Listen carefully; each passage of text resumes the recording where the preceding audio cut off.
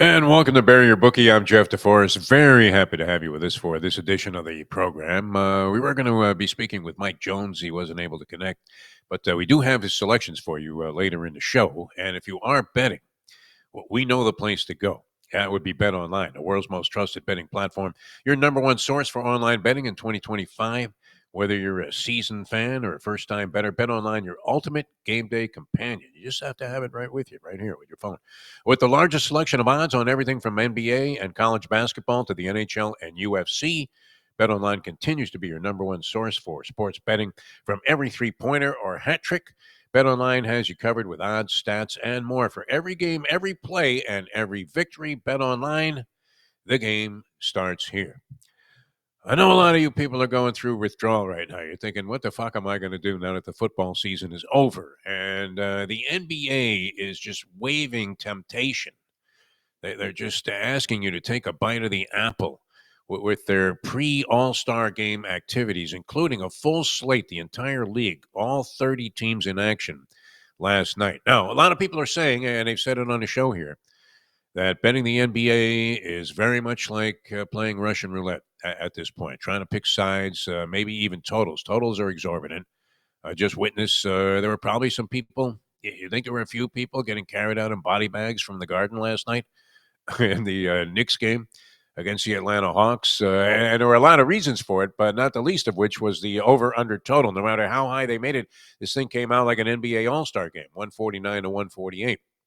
And so, yeah, maybe you are having a, you're right out of the Deer Hunter there. You're De Niro telling yeah, the shooter, hey, will an empty chamber here. Will an empty chamber. And that's how it's been trying to pick NBA games for a lot of people, especially once you factor in point spreads. Money lines have even been tough.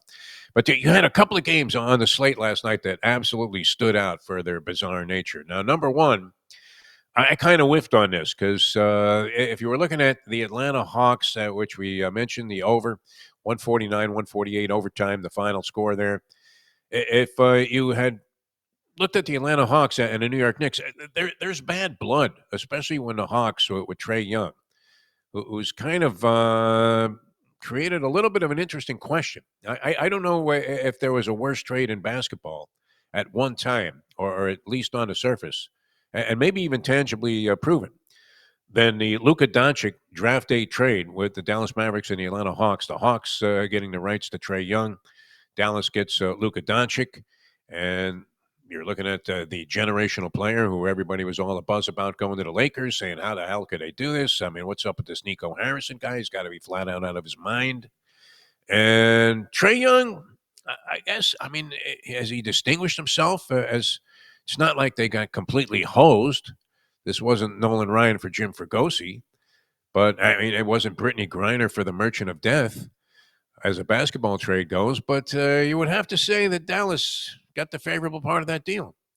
Trae Young, maybe because, and I quantify him in this category, and I don't know, maybe I need to take another look at his game, but he's one of those guys that just chucks up that unnecessary shot. And it's aggravating to somebody, especially if you were a chucker yourself. And you're thinking, how could a guy take that shot right there? I mean, and he'll brick it, a line drive brick off the front rim, triggers a fast break the other way for what turns out to be the go-ahead and ultimately game-winning and transitional basket. And that was him. Not that Luka Doncic doesn't chuck up some shots, but he has an uncanny knack for making the most awkward of shots. Two guys that look like slugs are two of the best players in the NBA currently. When you factor in Nikola Jokic, doesn't he look like he'd be the guy to be a center in your beer league at the Y? Possibly, and Luka Doncic looks like he's barely even moving. I know there's maybe more of a perception that he's a fat slob out there. If that was enough to drive the Phoenix Suns, or rather the Dallas Mavericks, to send them back into Los Angeles, interesting. But Trae Young maybe this year making some ground. Possibly, and we know that he, as I said, bad blood has been spilled between the New York Knicks and the Atlanta Hawks. I mean, he's made a few gestures there to aggravate the fans and irritate the maniacal fans at Madison Square Garden. If you looked what level of interest there was in this game, and maybe everything's overpriced in New York, but The tickets for those games, the low end, if you looked online to buy like a nosebleed seat, $120 a copy. You could get in to see the Pelicans last night for $1. So yeah, great interest in that ball game, and we know getting 8 points, the Hawks had to be a good bet. They were down six with about 10 seconds to go in the ball game, down six, and you're thinking, okay, they're going to have to foul somebody. They ended up having possession of the ball.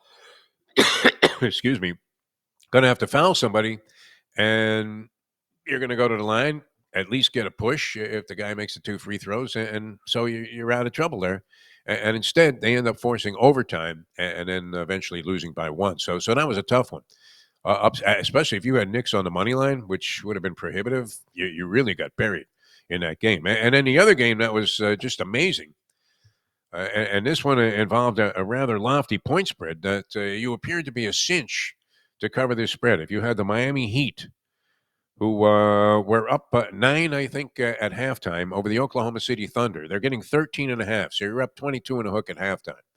Now, the Heat have had some catastrophic collapses in third and fourth quarters of games, most recently scoring 9 points in the fourth quarter against the Brooklyn Nets in a game that they seemed to have complete control of and ended up on the losing side. In this one, you're thinking there's no way you're going to lose to a 13 and a half point spread. And sure enough, Oklahoma City outscores the Heat 32-8 in the fourth quarter and ends up winning the game 115-101. They win by 14. You lose by the dagger. That hook becomes the knife right in the middle of your back. And you're asking yourself, why on earth? It is, it is Russian roulette betting the NBA. 15 games on the slate last night and some really, really crazy results. And, catastrophic if you had the Miami Heat and you're watching that game. It would have been one of those games like Axel Fried where he left Las Vegas thinking he had won because he's up big at halftime and he's getting points and the bookie knocks on his door and says, hey, Axel, they don't pay off at halftime. This predated the movie The Gambler with James Caan, a great gambling degenerate movie. Predated people having score phone and instantaneous access to results right there on your telephone now. So, kind of interesting. And that's how you would have felt if you lost that game and you left at halftime or even in the third quarter, thinking that you were in the bank. Money was going to be wired to you shortly if you had the Miami Heat and 13 and a half last night. We had a good night with Troy West, at least a decent one, 2-1 on college basketball. A lot of interesting college basketball stuff going on. You do have the matchup 1 versus 2 coming up on Saturday. We'll have an opinion on that from the professor on the program tomorrow. Troy did hit with Iowa over Rutgers. In fact, Iowa getting 6.5. They win outright, 84-73 on the road against a fading Rutgers team. Rutgers was anticipated. They have a couple of guys who were supposed to be one-and-doneers and go to the NBA. And everybody was all excited about it around New Jersey. Even the stench of Newark was kind of being overcome because they thought Rutgers was going to have a good basketball season. That hasn't really shaped up or transpired, and Rutgers loses, takes it on the chin from Iowa, 84-73. So Troy West with a winner there. He loses his Stanford game. He gave out Stanford getting 1 and a hook over Georgia Tech, like them on the money line as well, and they lose at Georgia Tech, 60-52.